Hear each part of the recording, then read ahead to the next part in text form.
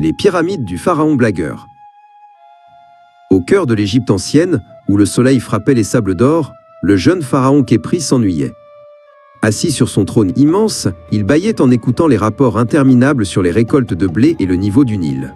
« Être pharaon, soupira-t-il, c'est comme être une statue, mais avec plus de devoirs. » Son grand vizir, Sénèb, un homme aussi droit et rigide qu'un obélisque, se tenait devant lui.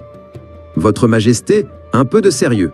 L'histoire nous regarde, disait-il toujours, en ajustant sa coiffe parfaitement amidonnée. Pour Sénèb, tout était grave, important et surtout silencieux. Un jour, pour échapper à une leçon sur l'art de la momification, Khépri s'enfuit dans les couloirs secrets de sa propre pyramide. Il suivit un courant d'air frais jusqu'à une pierre qui bougeait. Poussant de toutes ses forces, il révéla une petite chambre oubliée de tous. La chambre était vide, à l'exception d'un seul coffre en bois de cèdre. À l'intérieur, pas d'or ni de bijoux, mais un unique rouleau de papyrus, scellé avec de la cire en forme de scarabée qui faisait un clin d'œil. C'était le journal secret de son arrière-arrière-arrière-grand-père, le pharaon Amenhotep IV, surnommé Tout en blagueur. Il y révélait que la pyramide n'était pas seulement un tombeau, mais la plus grande machine à farce jamais construite.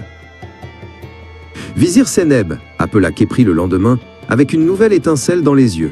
« Venez, je veux vous montrer les nouvelles défenses de la salle du trésor. » Il guida le vizir, méfiant, vers la grande galerie des statues. Ils s'arrêtèrent devant une imposante statue du dieu Anubis. « Observez bien, dit Khépri, avant de tirer discrètement sur une torche murale qui pivota légèrement. Soudain, les yeux de la statue s'illuminèrent d'une lueur rouge. Une voix caverneuse résonna dans le hall. « Qui a osé mettre du sable dans mes sandales ?» Sénèb fit un bond en arrière, manquant de perdre sa coiffe. Khépri se mordit les joues pour ne pas éclater de rire. Fascinant, n'est-ce pas? Un système de garde, vocal. Sénèb, blême, marmonna que c'était tout à fait contraire au protocole funéraire. Le lendemain, Khépri invita Sénèb à inspecter la chambre de la bénédiction céleste. Le pharaon tout en blagueur a conçu cette pièce pour apporter la quiétude, expliqua Khépri avec le plus grand sérieux. Khépri actionna un levier dissimulé derrière un hiéroglyphe.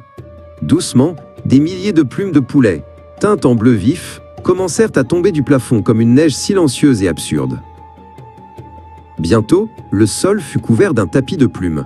Sénèb se tenait au milieu, parfaitement immobile, une plume bleue posée de façon ridicule sur le bout de son nez, l'air plus outragé que jamais.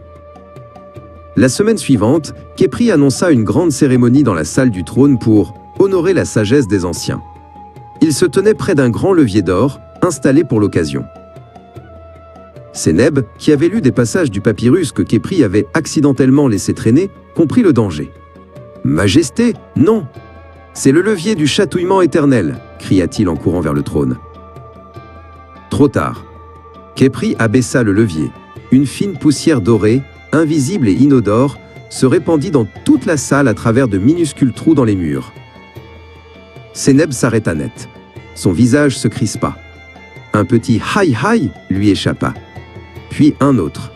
Bientôt, le grand vizir, l'homme le plus sérieux d'Égypte, riait aux larmes, incapable de s'arrêter.